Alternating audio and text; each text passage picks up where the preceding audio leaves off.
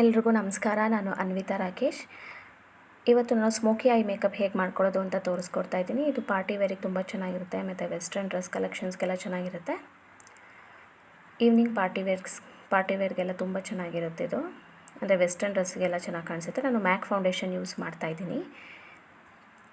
Last time ನಾನು ಮಾಮಾ earth use ಮಾಡಿದ್ದೆ. ಈ ಸಲ ಮ್ಯಾಕ್ ಯೂಸ್ ಮಾಡ್ತಾಯಿದ್ದೀನಿ. ಯಾಕಂದರೆ ಅದು ಸ್ವೆಟ್ ಪ್ರೂಫ್ ಇರುತ್ತೆ ಮ್ಯಾಕು. ಅದು ಅಷ್ಟು ಇಲ್ಯುಮಿನೇಟಿಂಗ್ ಇಲ್ಲ ಅಂಥದ್ದು, ಮ್ಯಾಟ್ ಫಿನಿಷಿಂಗ್ ಕೊಡುತ್ತೆ. ನನ್ನ ಶೇಡ್ NC40. ಸೊ 35 ತೊಗೋಬೇಕಾಗಿತ್ತು, ಬಟ್ ನಾನು ಆದರೆ ಅವಾಗ NC40 ತೊಗೊಂಡಿದ್ದೆ, ನ್ಯಾಚುರಲ್ ಲುಕ್ ಬರಲಿ ಅಂತ.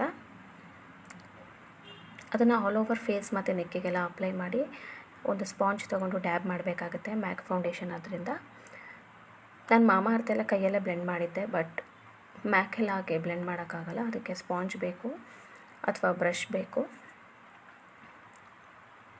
ನೋಡಿ, all over neck and face apply ಮಾಡ್ಕೊಳ್ಳಿ. ನೋಡಿ, ಈ ರೀತಿ ಸ್ಪಾಂಜ್ ತೊಗೊಂಡು ಅದು ನೀಟಾಗಿ ಡ್ಯಾಬ್ ಮಾಡ್ಕೊಳ್ಳಿ. ಅದು ಹಾಗೆ ಎಲ್ಲ ಬ್ಲೆಂಡ್ ಆಗುತ್ತೆ. ಸೊ ಮ್ಯಾಕ್ ತುಂಬ ಚೆನ್ನಾಗಿ ಬರುತ್ತೆ. ಯಾವುದಾದ್ರೂ ಲಾಂಗ್ ಸ್ಟೇ ಪಾರ್ಟಿ ವೇರ್ ಫಂಕ್ಷನ್ಸಿಗೆ ಹೋಗಬೇಕು ಅಂದರೆ ಈ ಥರ ಯೂಸ್ ಮಾಡಬೇಕಾಗುತ್ತೆ ನೀವು ಮ್ಯಾಕ್ನ. ಇದು 12 ಅವರ್ ಲಾಂಗ್ ಅವರ್ ಸ್ಟೇ ಕೊಡುತ್ತೆ. ಇದು 12 ಅವರ್ಸ್ ಇರುತ್ತೆ ಮ್ಯಾಕ್ ಫೌಂಡೇಶನ್, ಏನೂ ಆಗೋದಿಲ್ಲ ಅದು. ಸೊ ಯಾವುದಾದ್ರೂ ಇಂಪಾರ್ಟೆಂಟ್ ಒಕೇಶನ್ಸ್ ಇದ್ದರೆ ನಾನು ಮ್ಯಾಕ್ ಯೂಸ್ ಮಾಡ್ತೀನಿ, ಇಲ್ಲಾಂದರೆ ಮಾಮಾ ಅರ್ಥೇ ಯೂಸ್ ಮಾಡೋದು.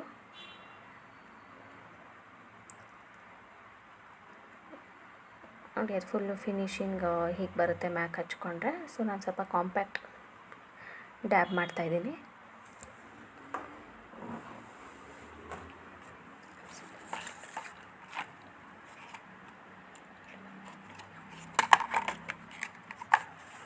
ಸೊ ಫೌಂಡೇಶನ್ ಅಪ್ಲೈ ಮಾಡಾಗಿದೆ, ಹಾಗೂ ಕಾಂಪ್ಯಾಕ್ಟ್ ಗನ್ ಕೂಡ ಅಪ್ಲೈ ಮಾಡಿ ಆಗಿದೆ. ನಾನು as usual I shadow use ಮಾಡ್ತಾಯಿದ್ದೀನಿ, ಸ್ವೀಡನ್ ಬ್ಯೂಟಿ. ಸೊ ನಿಮಗೆ ಸ್ಮೋಕಿ ಐ ಮೇಕಪ್ ಅಂತ ಹೇಳಿದರೆ ಅದರಲ್ಲಿ 3 ಶೇಡ್ ನಾನು ಯೂಸ್ ಮಾಡ್ತಾಯಿದ್ದೀನಿ.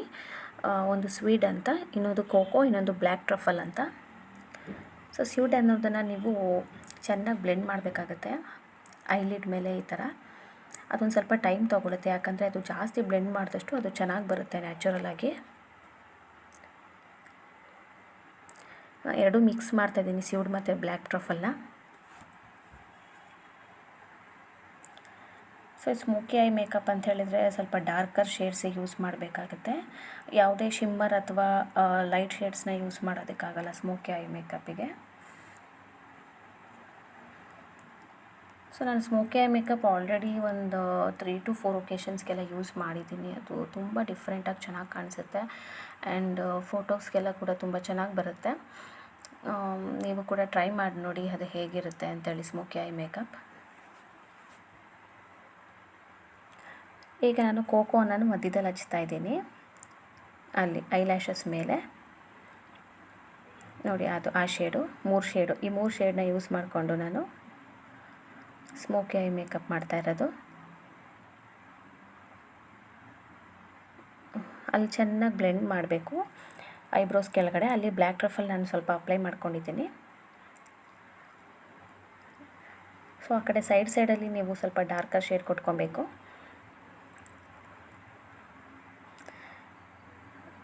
ಅದು ಚೆನ್ನಾಗಿ ಕಾಣಿಸುತ್ತೆ ನೀವು ಸೈಡಲ್ಲಿ ಡಾರ್ಕರ್ ಶೇಡ್ಸ್ ಕೊಟ್ಕೊಳ್ಳೋದ್ರಿಂದ. ಸೊ ನೀವು ಐಬ್ರೋ ಲಿಫ್ಟ್ ಮಾಡಿದ್ರು ಪಿಕ್ಸಿಗೆಲ್ಲ ಚೆನ್ನಾಗಿ ಬರುತ್ತೆ. ಸೊ ಐಬ್ರೋಸ್ ಕೆಳಗಡೆ ಬೇಕಿದ್ರೆ ಹೈಲೈಟ್ಗೆ ಅಂತೇಳಿ ನಾನು ಮೂನ್ ಡಸ್ಟ್ ಯೂಸ್ ಮಾಡ್ತಾಯಿದ್ದೀನಿ, ಮೂನ್ ಡಸ್ಟ್ ಕಲರು.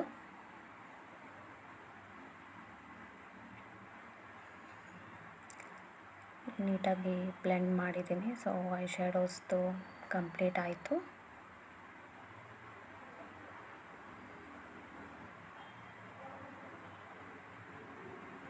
ನಾನು ಲಾಸ್ಟ್ ಟೈಮ್ ವಿಡಿಯೋ ಎಲ್ಲ ತುಂಬ ಬೇಗನೆ ಕಂಪ್ಲೀಟ್ ಮಾಡಿದ್ದೆ ಮೇಕಪ್ಪು, ಬಟ್ ಈ ಸಲ ಅದು ಸ್ಮೋಕಿ ಐ ಆಗಿರೋದ್ರಿಂದ ಐಲ್ಯಾಶಸ್ ಎಲ್ಲ ಕೂಡ ಫಿಕ್ಸ್ ಮಾಡಬೇಕಾಗುತ್ತೆ. ಆ್ಯಂಡ್ ಅದು ಅಟ್ಲೀಸ್ಟ್ ಒಂದು 10 to 15 ಮಿನಿಟ್ಸ್ ಬೇಕಾಗುತ್ತೆ ನಿಮಗೆ. ಸೊ ಈಗ ನೆಕ್ಸ್ಟ್ ನಾನು ಏನು ಅಪ್ಲೈ ಮಾಡ್ಕೋತೀನಿ ಅಂತ ಹೇಳಿದ್ರೆ ಮ್ಯಾಗ್ನೆಟಿಕ್ ಐಲ್ಯಾಶಸ್, ಅದನ್ನು ಫಿಕ್ಸ್ ಮಾಡ್ತೀನಿ. ಅದಕ್ಕೆ ಅದರಲ್ಲೇ ಒಂದು ಐಲೈನರ್ ಕೊಟ್ಟಿದ್ದಾರೆ. ಸೊ ಈ ಐಲೈನರ್ ಅಪ್ಲೈ ಮಾಡಿಬಿಟ್ಟು ಲ್ಯಾಶಸ್ನ ಸ್ಟಿಕ್ ಮಾಡೋದು.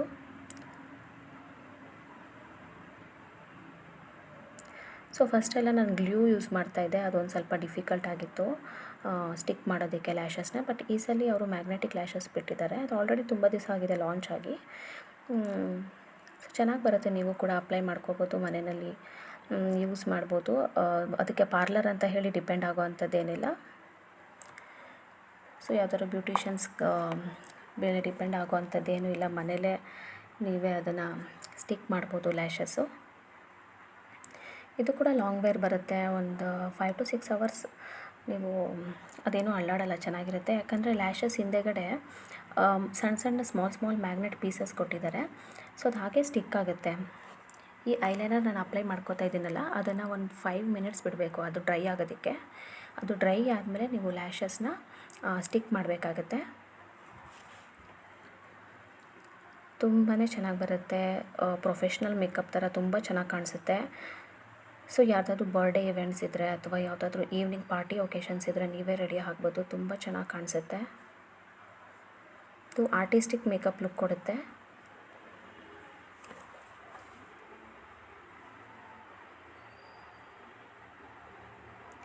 ಸೊ ನೆಕ್ಸ್ಟು ನಾನು ಟಿಂಟ್ ಮೈ 40 Pro ಅಂತ ಹೇಳಿ ಒಂದು ಬ್ರೋ ಫಿಲ್ಲರ್ ತೊಗೊಂಡಿದ್ದೀನಿ. ತುಂಬ ಜನ ಮೈಕ್ರೋ ಬ್ಲೇಡಿಂಗಿಗೆ ಹೋಗ್ತಾರೆ, ಬ್ರೋಸ್ ಎಲ್ಲ ತೆಳ್ಳಗಿರೋ ಅಂಥವ್ರು ಅಥವಾ ಐಬ್ರೋಸ್ ಎಲ್ಲ ಕಮ್ಮಿ ಇರೋ ಅಂಥವ್ರು. ಅವರು ಈ ಥರದನ್ನು ತೊಗೊಂಡ್ರೆ ಅದು ತುಂಬ ಚೆನ್ನಾಗಿ ಯೂಸ್ ಆಗುತ್ತೆ, ತುಂಬ ಬ್ರೈಟಾಗಿ ಬರುತ್ತೆ ಆ್ಯಂಡ್ ಅದು ಸ್ಪ್ರೆಡ್ ಆಗೋದಿಲ್ಲ. ಟಿಂಟ್ ಮೈ 40 Pro ಅಂತ ಇದ್ರ ಹೆಸರು. ಸೇಮ್ ಮೈಕ್ರೋ ಬ್ಲೇಡಿಂಗ್ ಥರನೇ ಲುಕ್ ಕೊಡುತ್ತೆ, ಫಿನಿಶಿಂಗ್ ಕೂಡ ತುಂಬ ಚೆನ್ನಾಗಿರುತ್ತೆ. 4 ಟಿಪ್ ಇರುತ್ತೆ ಇದಕ್ಕೆ. ಇದನ್ನು ಬ್ರೋಸಿಗೆ ಫಸ್ಟು ಔಟ್ಲೈನ್ ಹಾಕ್ಕೋಬೇಕು ನೀವು. ಔಟ್ಲೈನ್ ಹಾಕ್ಕೊಂಡಾದಮೇಲೆ ಒಳಗಡೆ ಬ್ರೋಸಿಗೆ ಫಿಲ್ ಮಾಡಬೇಕಾಗುತ್ತೆ ಕಲರ್ನ. ಇದು ಆ್ಯಕ್ಚುಲಿ 2 ಕಲರ್ಸಲ್ಲಿ ಬರುತ್ತೆ, ಒಂದು ಬ್ಲ್ಯಾಕ್ ಕಲರಲ್ಲಿ ಬರುತ್ತೆ, ಇನ್ನೊಂದು ಡಾರ್ಕ್ ಬ್ರೌನ್ ಕಲರಲ್ಲಿ ಬರುತ್ತೆ. ನನ್ನ ಐಬ್ರೋಸ್ ಎಲ್ಲ ಬ್ಲ್ಯಾಕ್ ಇದೆ, ಸೊ ನಾನು ಬ್ಲ್ಯಾಕ್ ಕಲರ್ ತೊಗೊಂಡಿದ್ದೀನಿ. ಸೇಮ್ ಸ್ಕೆಚ್ ಪೆನ್ ಥರ ಬರುತ್ತೆ, 4 ಟಿಪ್ ಇರುತ್ತೆ ಅದಕ್ಕೆ. ಹಾಗೆ ಐಬ್ರೋ ಹೇರ್ಸ್ ಮೇಲೆ ಹಾಗೆ ಬ್ಲೆಂಡ್ ಆಗುತ್ತೆ, ನೀಟಾಗಿ ಬರ್ಕೋಬೋದು. ಸೊ ಮೈಕ್ರೋ ಬ್ಲೇಡಿಂಗ್ ಬದಲು ಇದು it is really useful than microblading ಅಂತ ಹೇಳ್ತೀನಿ. ನೋಡಿ ಈ ರೀತಿ ಹಾಗೆ ಬ್ಲೆಂಡ್ ಮಾಡಿಬಿಟ್ರೆ ಸಾಕು ಒಂದ್ಸಲ ಹೀಗೆ, ಅದು ತುಂಬ ಚೆನ್ನಾಗಿ ಡಾರ್ಕಾಗಿ ಚೆನ್ನಾಗಿ ಬರುತ್ತೆ. ಅದು ಲಾಂಗ್ ಸ್ಟೇ ಬರುತ್ತೆ, ಒಂದು ಚೂರು ನಿಮಗೆ ಸ್ಪ್ರೆಡ್ ಆಗೋದಿಲ್ಲ, ಎಷ್ಟೇ ಸ್ವೆಟ್ ಆದರೂ ಅಷ್ಟೇ. ತುಂಬ ಚೆನ್ನಾಗಿದೆ, ಅದು ತೊಗೊಳ್ಳಿ ನೀವು. ಟಿಂಟ್ ಮೈ 40 Pro ಅಂತೇಳಿ ಅದ್ರ ಹೆಸರು.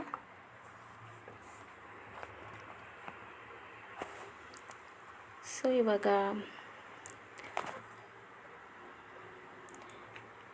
ನಾನು ಲ್ಯಾಶಸ್ನ ಸ್ಟಿಕ್ ಮಾಡ್ತಾಯಿದ್ದೀನಿ, ಯಾಕಂದರೆ ಅದು ಇವಾಗ ಡ್ರೈ ಆಗಿದೆ. ಸೊ ಅವರೇ ಸ್ಟಿಕ್ ಕೊಟ್ಟಿರ್ತಾರೆ, ಅದನ್ನು ಇಟ್ಕೊಂಡು ನಾವು ಲ್ಯಾಶಸ್ ತೊಗೊಂಡು ಹೀಗೆ ಸ್ಟಿಕ್ ಮಾಡ್ಕೊಳ್ಳೋದು ಅಷ್ಟೇ. ನೋಡಿ ಹೀಗೆ ಮೇಲೆ ಇಟ್ಟರೆ ಸಾಕು, ಅದಾಗದೆ ಸ್ಟಿಕ್ ಆಗಿಬಿಡುತ್ತೆ. ತುಂಬ ಚೆನ್ನಾಗಿ ಕಾಣಿಸುತ್ತೆ and very easy to wear. So ಫಸ್ಟೆಲ್ಲ ಗ್ಲೂ ಹಾಕ್ಕೊಂಡು ಅದನ್ನು ಆರಿಸಿ ಆಮೇಲೆ ಹಾಕ್ಕೋಬೇಕಾಗಿತ್ತು, ಅದು ತುಂಬಾ ಡಿಫಿಕಲ್ಟ್ ಅನ್ನಿಸ್ತಾಯಿತ್ತು. ಬಟ್ ಆದರೂ ನಾನು ತುಂಬ ಇಂಪಾರ್ಟೆಂಟ್ ಒಕೇಶನ್ಸ್ಗೆಲ್ಲ ಯೂಸ್ ಮಾಡ್ತಿದ್ದೆ ಗ್ಲೂ ಹಚ್ಕೊಂಡು. ಬಟ್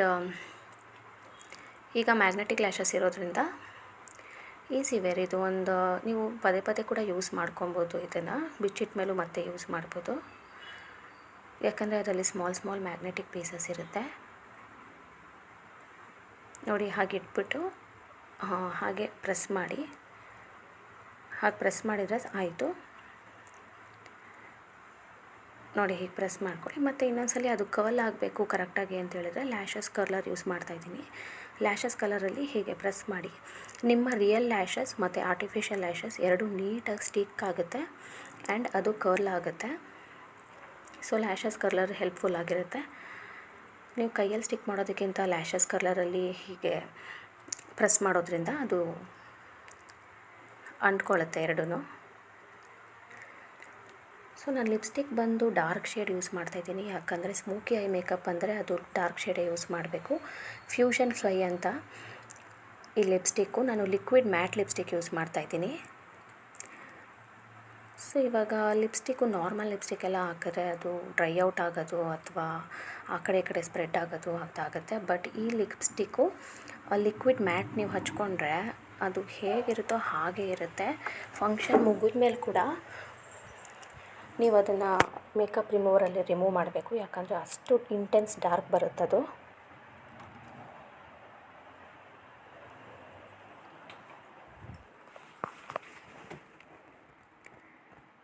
ಸೊ ಈ ಡಾರ್ಕ್ ಶೇಡು ತುಂಬ ಚೆನ್ನಾಗಿ ಕಾಣುತ್ತೆ, ಸ್ಮೋಕಿ ಐ ಮೇಕಪ್ಪಿಗೆ ಸೂಟ್ ಆಗುತ್ತೆ.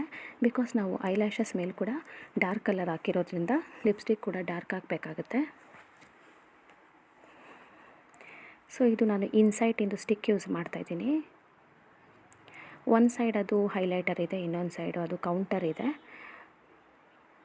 ಹೈಲೈಟಿಂಗ್ ಕೌಂಟರ್ ಇದೆ ಅದು. ಸೊ ನಾನು ಅದನ್ನೇನು ಜಾಸ್ತಿ ಯೂಸ್ ಮಾಡೋದಕ್ಕೆ ಹೋಗಲ್ಲ. ಅದನ್ನು ಫೇಸ್ ಶೇಪಿಗೆ ಕೂಡ ಯೂಸ್ ಮಾಡ್ತಾರೆ, ಕೌಂಟರ್ದು, ಕಾನ್ಸಿಲರ್ ಕೌಂಟರ್ದು. ಬಟ್ ಇವಾಗ ನನ್ನ ನೋಸು ಸ್ಟ್ರೈಟ್ ಇರೋದ್ರಿಂದ ನಾನು ಹಾಗೆ ಹೀಗೆ ಕೈಯಲ್ಲೇ ಹಚ್ಕೋತಾ ಇದ್ದೀನಿ. ಅದನ್ನು ನೋಸ್ ಮೇಲೆ, ಫೋರ್ ಹೆಡ್ ಮೇಲೆ ಮತ್ತು ಚೀಕ್ಸ್ ಮೇಲೆ ಹೈಲೈಟ್ ಆಗಿ ಚೆನ್ನಾಗಿ ಕಾಣಿಸುತ್ತೆ. ಇದು ಲೈಟಲ್ಲಿ ಫೋಕಸ್ ಆಗುತ್ತೆ. ಆ್ಯಂಡ್ ನಾನು ಮಸ್ಕರ ಅಪ್ಲೈ ಮಾಡ್ತಾಯಿದ್ದೀನಿ. ಸೊ ಫೈನಲ್ ಲುಕ್ ಈ ಥರ ಬರುತ್ತೆ. ಸ್ಮೋಕಿ ಐ ಮೇಕಪ್ ಈ ಥರ ಚೆನ್ನಾಗಿ ಕಾಣಿಸುತ್ತೆ. ಇವಾಗ ಇದೆಲ್ಲ ಟ್ರೆಂಡಲ್ಲಿದೆ, ಸೈಡ್ ಬ್ಯಾಂಗ್ಸ್ ಬಿಡೋದು ಮತ್ತು ಹೈ ನೋಟ್ ಹಾಕೋದು. ಹೈ ನೋಟ್ ಹಾಕ್ಕೊಂಡು ಈ ರೀತಿ ಸೈಡ್ ಬ್ಯಾಂಗ್ಸ್ ಬಿಟ್ಟರೆ ಅದು ಕೂಡ ಒಂದು ಟ್ರೆಂಡ್ ನಡೀತಾ ಇದೆ ಇವಾಗ. ಸೊ ಸ್ಮೋಕಿ ಐ ಮೇಕಪ್ ಈ ಥರ ಕಾಣಿಸುತ್ತೆ. Thank you.